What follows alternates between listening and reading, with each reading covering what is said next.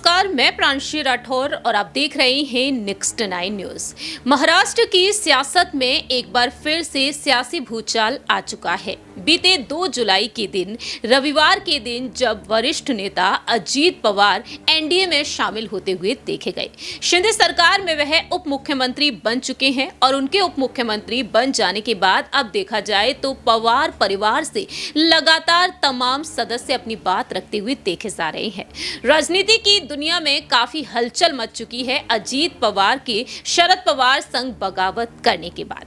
ऐसे में देखा जाए तो अब अजीत पवार के भतीजे रोहित पवार का बयान सामने आ चुका है। जानकारी के लिए आपको बता दें कि रोहित पवार करजत जामखेड़ निर्वाचन क्षेत्र से विधायक हैं। शरद पवार के रिश्ते में वह परपोते लगते हैं और अजीत पवार के भतीजे लगते हैं। अजीत पवार के साथ जिस तरीके से यहाँ पर शरद पवार और सुप्रिया सुले का व्यवहार देखने को मिला करता था, क्या वह आने वाले वक्त में भी देखने को मिलेगा? लेकिन ऐसे में देखा जाए तो यहाँ पर रोहित पवार ने स्थिति को साफ कर दिया है। उनका कहना साफ तौर पर रहा है, राजनीतिक मुद्दों से हटकर अजीत पवार के साथ उनका बॉन्ड अब भी आने वाले वक्त में भी अच्छा रहेगा, क्योंकि उन्होंने बताया है कि पर्सनल लाइफ में उन्होंने अजीत पवार के साथ कितनी अच्छी बॉन्डिंग साझा की है और काका जो उनके हैं अजीत पवार, वह उनके लिए हमेशा काका ही रहेंगे और अजीत पवार के साथ उनका बॉन्ड खास ही रहेगा। सुनिए जरा कि रोहित पवार किस तरह से अजीत पवार को लेकर अपनी बात रखते हुए देखे गए हैं। So technicalities you will understand it today and tomorrow.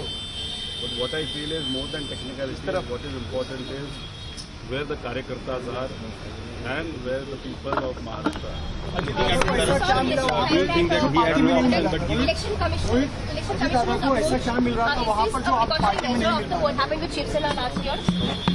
Sorry, I didn't understand. We saw that Election Commission is being approached. It is a precautionary measure being taken after what happened with Shiv Sena last year.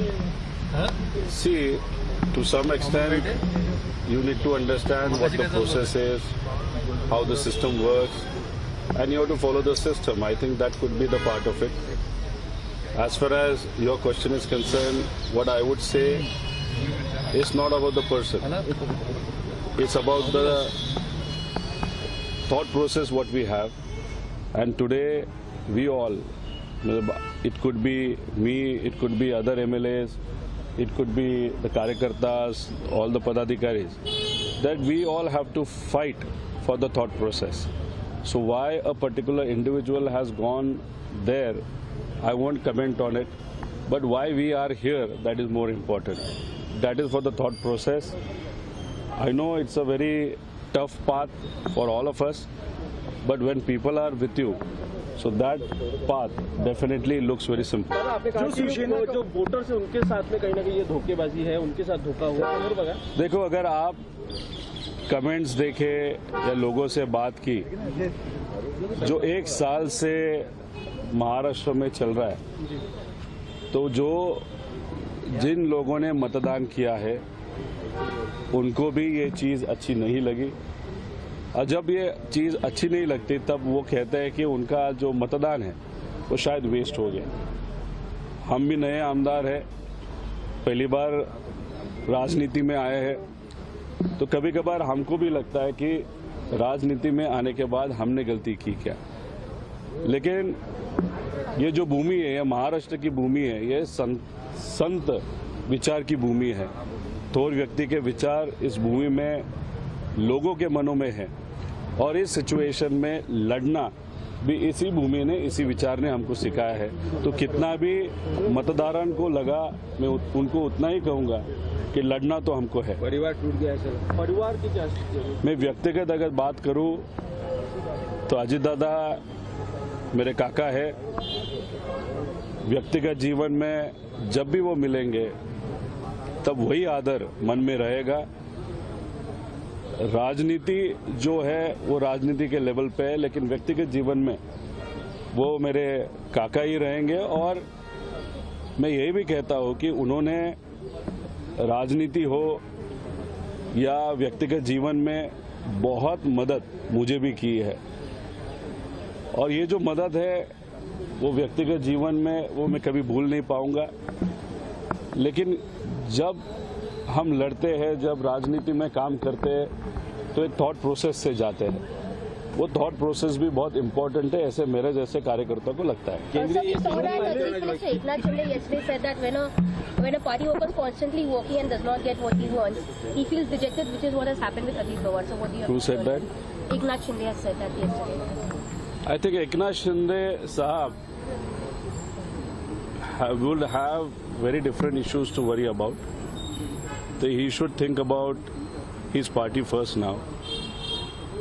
As far as Dada is concerned, or if you look at other people who have indirectly joined BJP to some extent, so most of them have enjoyed different posts for a very long time. So what Mr. Shinde is saying is little odd, but he should not worry about our party. What he should be worried about, the people who are or were interested to become ministers in this cabinet, who won't get the chance because new people have been inducted in the cabinet from other parties. केंद्रीय यंत्रणा जो है वो शरद पवार साहब की पीछे उन्होंने जवाब दिया। यहाँ पर ऐसा लगता है क्या भ्रष्टाचार के आरोप बहुत ज्यादा थे, इसलिए शरणागति स्वीकार करना के सिवा कोई ऑप्शन नहीं था अजित पवार और बाकी लोगों के पास। नहीं, कल आपने पवार साहब का स्टेटमेंट सुना है। वो स्टेटमेंट सुनने के बाद जो लोगों को और आपको लगता है वो शायद एस्टेब्लिश हो गया, ऐसे मुझे लगता है। पार्टी और संख्या बल किसके पास है? तो 2-3 दिन में समझ में आ गया। अभी तक कोई आंकड़ा क्लियर हो पाया कि कितने दादा के साथ गए, कितने पवार साहब के बड़े साहब के साथ? आपको 2 दिन में वो पता चलेगा। आपने सुना कि किस तरीके से रोहित पवार ने अपनी बात रखी है। जहां एक तरफ राजनीति की दुनिया में रोहित पवार का एक अलग ही वर्चस्व है, तो वहीं दूसरी ही तरफ देखा जाए तो वह एक बिजनेसमैन भी हैं। और अजीत पवार की बगावत कर देने के बाद अब उन्होंने डंकी की चोट पर अपनी बात रखी है। एनसीपी नेता रोहित पवार ने जहां एक तरफ अपनी बात रखी है, वहीं दूसरी ही तरफ देखा जाए तो अब आने वाले वक्त में अजीत पवार को लेकर शिंदे सरकार के नेतृत्व में क्या कुछ अहम फैसले लिए जाएंगे, ये वक्त के साथ साथ ही पता चलेगा। क्योंकि देखा जाए तो अजीत पवार ने उप मुख्यमंत्री पद की शपथ ग्रहण की 2 जुलाई के दिन, रविवार के दिन, लेकिन अब 3 जुलाई को उनके विधायकों के साथ उन्हीं के आवास पर एक अहम बैठक भी हुई है।